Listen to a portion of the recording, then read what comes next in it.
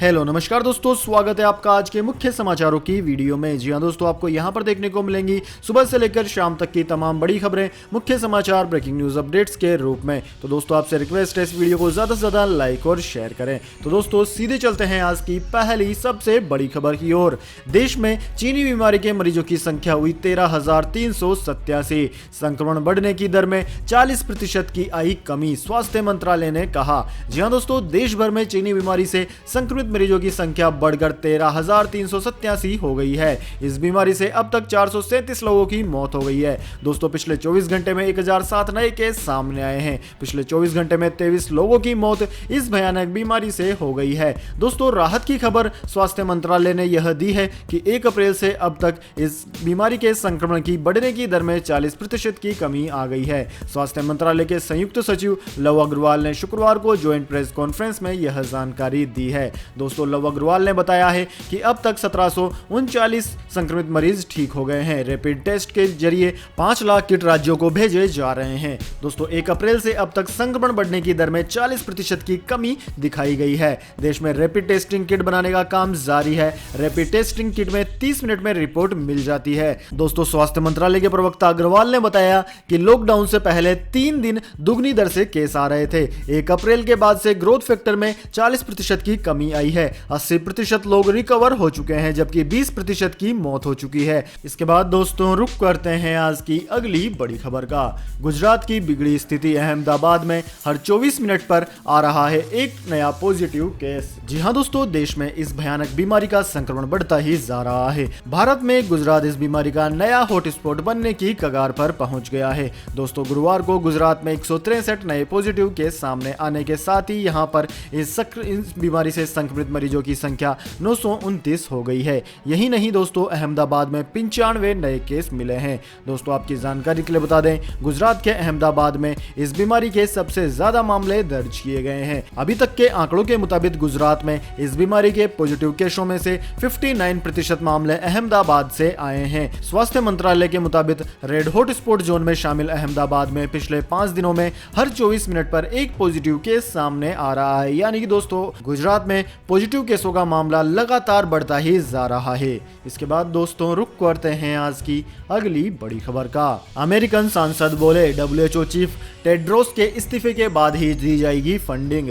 जी हां दोस्तों, दुनिया में फैल रही संक्रमित बीमारी अभी भी काफी तेजी से फैल रही है और अमेरिका के अलावा फ्रांस में भी पिछले 2 दिन से बड़ी संख्या में नए केस सामने आ रहे हैं। दोस्तों गुरुवार को भी यह सिलसिला जारी रहा और दुनिया भर में संक्रमण के करीब 95,000 नए मामले सामने आए, जिसके बाद कुल मामले बढ़कर अब 21,81,000 से भी ज्यादा हो गए हैं। दोस्तों गुरुवार को दुनिया भर में करीब 7,000 लोगों ने इस संक्रमण के चलते अपनी जान गंवा दी और कुल मौतों का आंकड़ा बढ़कर 1,45,000 के पार पहुंच गया। दोस्तों आपकी जानकारी के लिए बता दें, दुनिया भर में 15 लाख से ज्यादा एक्टिव केस हैं, जबकि करीब 57,000 लोगों की स्थिति अभी भी चिंताजनक बनी हुई है। करीब 5,47,000 लोग ठीक हो चुके हैं और इस बीमारी को मात देकर अपने घरों में लौट चुके हैं। दोस्तों इस भयानक बीमारी की वजह से अफ्रीका को बड़ा नुकसान उठाना पड़ रहा है। विश्व स्वास्थ्य संगठन की तरफ से कहा गया है कि फिलहाल भले ही अफ्रीका में संक्रमण के कुछ हजार मामले हैं, लेकिन अगले 3 से 6 महीनों में यहां संक्रमण के मामले बढ़कर 1 करोड़ तक हो सकते हैं।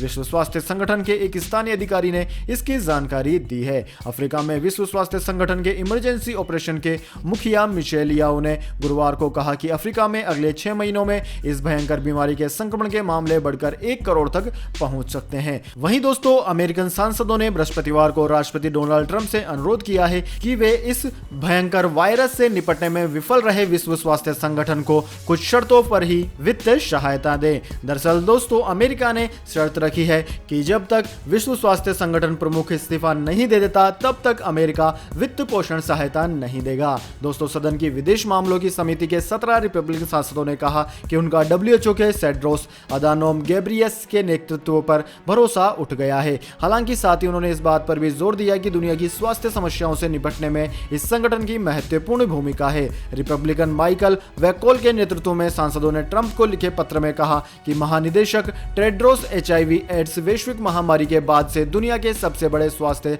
संकट से निपटने में विफल रहे हैं। दोस्तों आपकी जानकारी के लिए बता दें, डोनाल्ड ट्रंप ने मंगलवार को ऐलान किया था कि अमेरिका संयुक्त राष्ट्र की इस संस्था को दी जाने वाली वित्तीय मदद रोक देगा और उसने ऐसा कर भी दिया। दिया। इसके बाद दोस्तों रुक करते हैं आज की अगली बड़ी खबर का। सरकार ने बुखार की दवा पैरासिटामोल को लेकर लिया बड़ा फैसला, शर्तों के साथ एक्सपोर्ट को दी मंजूरी। जी हां दोस्तों, केंद्र सरकार ने पैरासिटामोल फॉर्मुलेशंस के एक्सपोर्ट पर लगे प्रतिबंधों में ढील देने का ऐलान किया है। सरकार की ओर से जारी नोटिफिकेशन के मुताबिक इसे तत्काल प्रभाव से एक्सपोर्ट फ्री कर दिया गया है। विदेश व्यापार महानिदेशालय के मुताबिक पैरासिटामोल एपीआई को एक्सपोर्ट किया जा सकता है, लेकिन दवा के एक्टिव इंग्रेडिएंट्स पर रोक जारी रहेगी। दोस्तों आपकी जानकारी के लिए बता दें कि फैल रही बीमारी के संक्रमण की दवा ढूंढने में पूरी दुनिया लगी हुई है। हर देश हर संभव प्रयास कर रहा है कि जल्द ही वह इस वायरस के लिए कोई दवा बना ले। इसलिए हाइड्रोक्सीक्लोरोक्विन और पैरासिटामोल की डिमांड दुनिया भर में बढ़ गई है।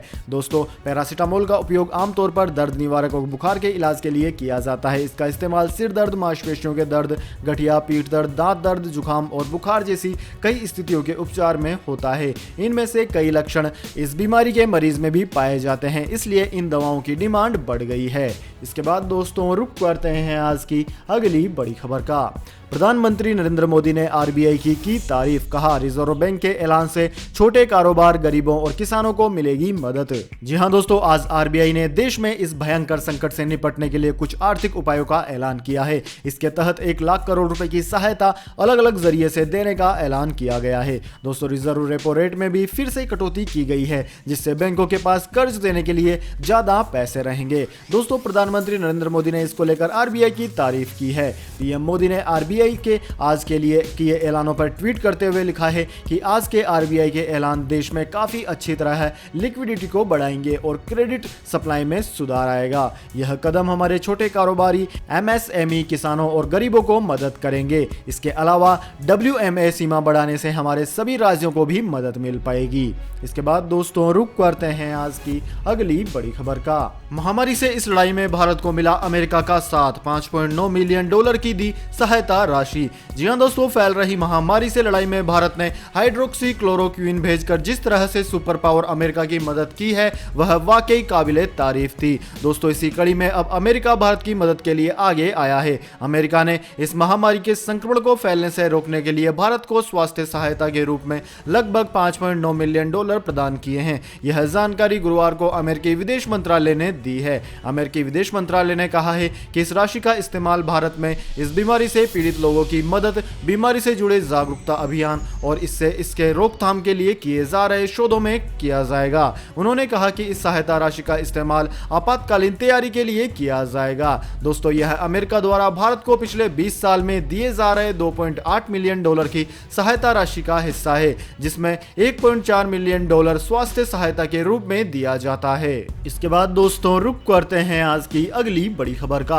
आरबीआई ने भयंकर बीमारी से अर्थव्यवस्था को बचाने के लिए 3 कंपनियों को दी 50,000 करोड़ की मदद। जी हां दोस्तों, फैल रही बीमारी के संक्रमण के बीच यह दूसरी बार है जब आरबीआई ने इकोनॉमी को फायदा पहुंचाने के लिए कोई अहम कदम उठाया है। दोस्तों आपकी जानकारी के लिए बता दें, आज आरबीआई ने फिर रेपो रेट से 25 बीपीएस की कटौती की है, लेकिन सीआरआर और रेपो रेट में कोई कटौती नहीं की गई है। इससे पहले 27 मार्च को मॉनिटरिंग पॉलिसी रिव्यू में रेपो रेट में 75 बीपीएस की कटौती की गई थी। दोस्तों इसके साथ ही नाबार्ड, सिडबी और नेशनल हाउसिंग बोर्ड ने को 50,000 रुपए की मदद देने की घोषणा भी की है। दोस्तों आरबीआई ने कई अहम फैसले लिए हैं, जिनमें सिस्टम में लिक्विडिटी मेंटेन करने का भी है। सिडबी को 15,000 करोड़, एचएनबी को 10,000 करोड़ और नाबार्ड को 25,000 करोड़ देना भी शामिल है। इसके अलावा दोस्तों बैंक क्रेडिट फ्लो को फैसिलिटेट किए जाने और बढ़ाए जाने पर भी दबाव दिया है।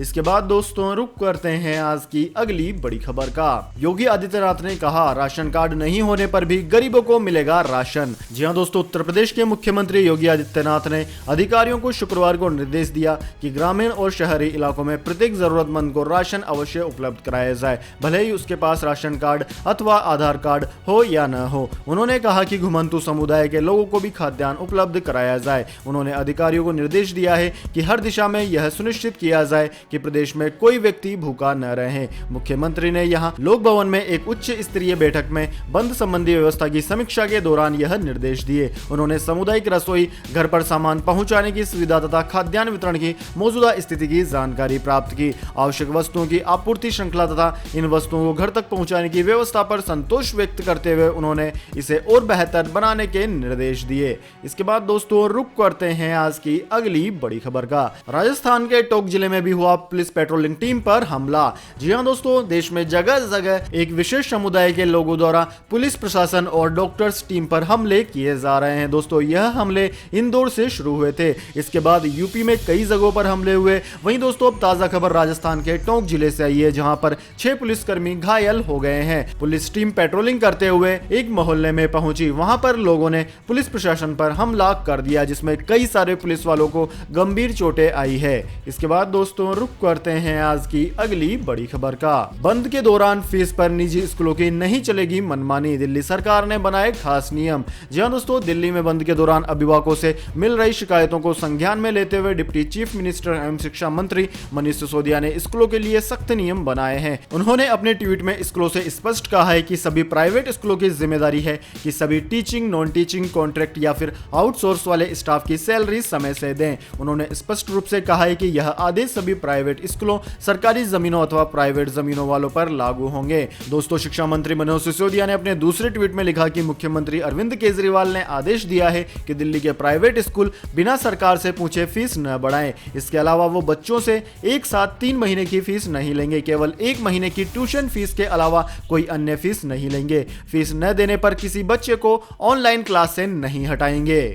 तो दोस्तों यह थे आज के मुख्य समाचार। अगर दोस्तों वीडियो आपको पसंद आई है तो वीडियो को ज्यादा से ज्यादा लाइक और शेयर करें। धन्यवाद। वंदे मातरम। जय हिंद, जय भारत।